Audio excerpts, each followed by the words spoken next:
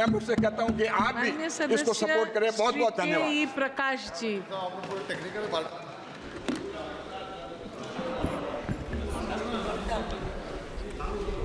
மாண்புமிகு சபாநாயகர் அவர்களுக்கு வணக்கம். நிதி மசோதா 2024 என்னை பேச அனுமதித்ததற்கு நன்றி. விவசாயியின் மகனாகிய நான் இந்த அவையில் உறுப்பினராக காரணம் என்னுடைய தலைவர் மாண்புமிகு தமிழ்நாடு முதலமைச்சர் அண்ணன் மு.க. ஸ்டாலின் அவர்களுக்கும், இளைஞர் மற்றும் விளையாட்டுத்துறை அமைச்சர் கழக இளைஞரணியின் செயலாளர் அண்ணன் உதயநிதி ஸ்டாலின் அவர்களுக்கும், பகுத்தறிவு பாகலவன் தந்தை பெரியார் பிறந்த மண் ஈரோடு தொகுதி மக்களுக்கும் என்னுடைய நன்றியை தெரிவித்துக் கொள்கிறேன். பேரறிஞர் அண்ணா, முத்தமிழறிஞர் கலைஞர், கலைஞரின் மனசாட்சி அண்ணன் முரசொலி மாறன் அவர்களை வணங்கி எனது கன்னி பேச்சை துவக்குகிறேன். இந்த மைனாரிட்டி ஒன்றிய அரசு 2024-25 ஆண்டுக்கான பட்ஜெட் மிகவும் ஏமாற்றம் அளிக்கிறது. இந்த பட்ஜெட் முழுக்க முழுக்க தமிழ்நாடு மக்களுக்கு விரோதமான பட்ஜெட்டாக தோன்றுகிறது.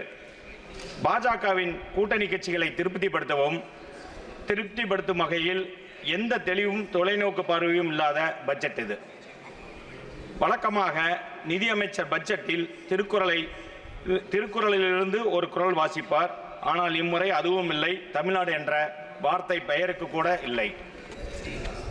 45 ஆண்டுகளில் இல்லாத அளவுக்கு வேலையில்லா திண்டாட்டத்தை இந்தியா சந்தித்து வருகிறது. கடவுளின் குழந்தை என்று தன்னை கூறிக்கொள்ளும் பிரதமர் 45 ஆண்டுகளில் இந்தியாவின் மிக மோசமான வேலையின்மை தன்மையை உருவாக்கியுள்ளார். 10 ஆண்டுகளுக்கு முன்பு திரு மோடி அவர்கள் பல தேர்தல் வாக்குறுதியை அளித்தார். மேக் இன் இந்தியா அல்லது அம்ருத் காலின் பொற்காலம் போன்றவற்றிற்கான எந்த அறிகுறியும் இல்லை.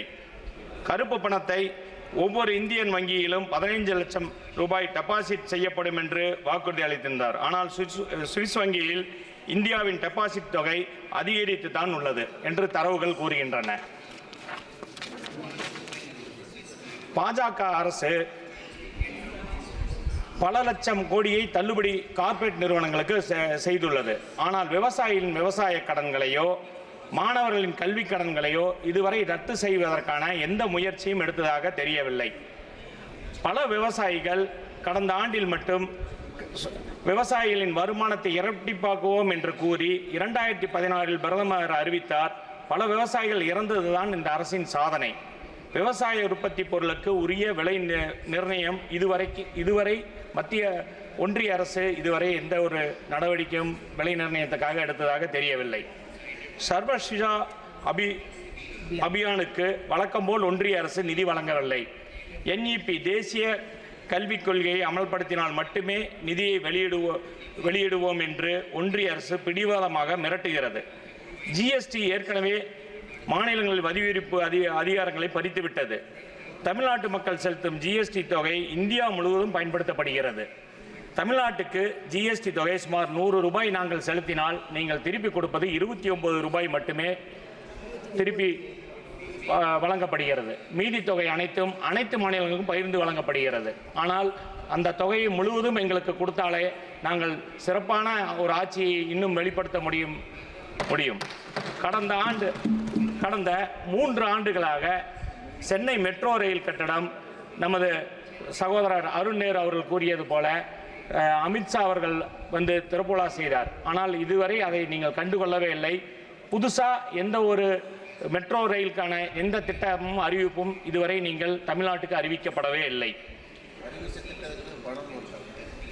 தமிழ்நாட்டின் மாண்புமிகு முதலமைச்சர் மு.க. ஸ்டாலின் அவர்கள் தலைமையில் நடைபெறும் சிறப்பான ஆட்சியில் கடும் நிதி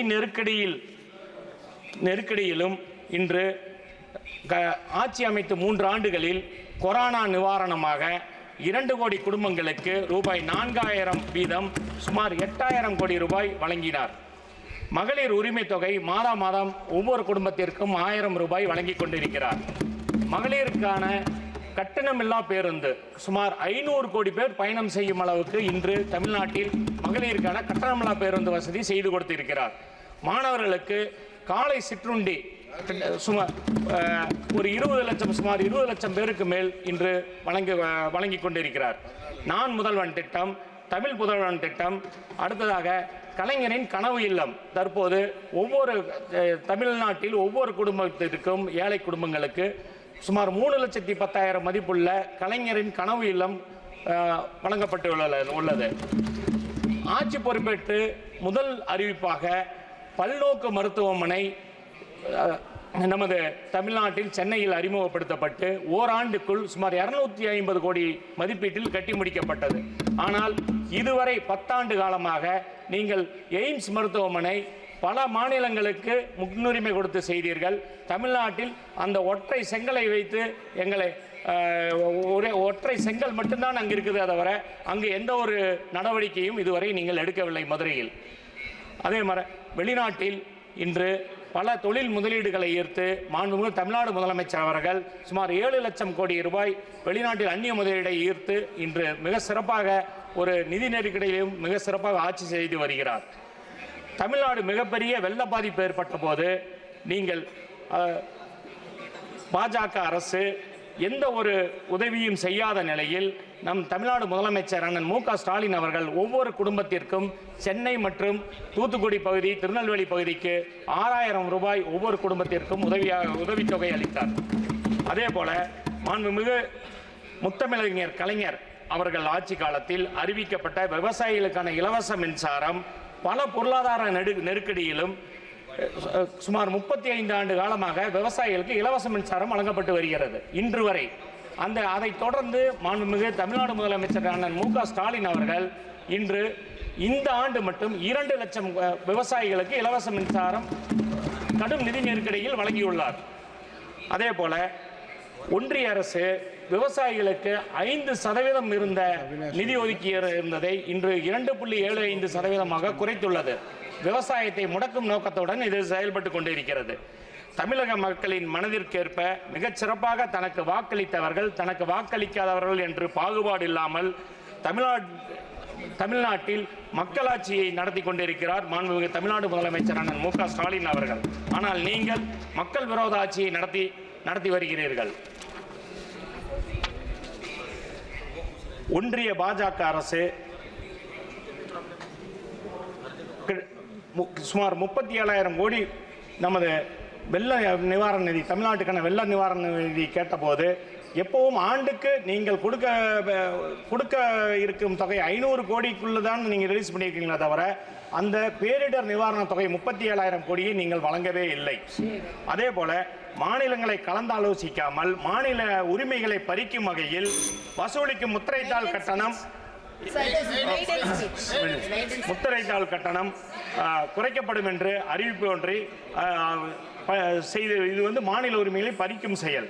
தமிழ்நாட்டில் ஜிஎஸ்டிக்கு இழப்பீடாக 20,000 கோடி ரூபாய் கூட வழங்காத நிலையில் மாநிலங்களின் வரி விதிப்பு முறையை மாற்றி அமைக்க ஒன்றிய அரசுக்கு யார் அதிகாரம் கொடுத்தது? வேடிக்கை என்னவென்றால் கடந்த 10 ஆண்டு ஆட்சியில் வெறும் ட்ரெய்லர் தான், இனிமேல் தான் முழு படம் இருக்கிறது என்று. Just wait for a minute. Honorable members, I have a long list of speakers. If the House agrees, the time for the discussion may be extended by 1 hour.